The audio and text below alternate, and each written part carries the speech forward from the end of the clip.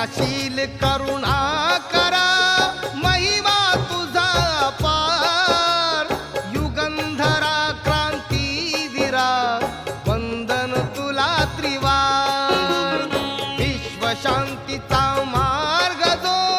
बुद्धाने दिधला त्या बुद्धाचा धम्म जगिया वंदनीय ठरला बुद्धाची ही अमृतवाणी करतो मी गुणगान जंबुदीपातील कपिल वस्तू शाक्य वसती स्थान शाक्य कुळातील शुद्धोधन गणनायक तो महान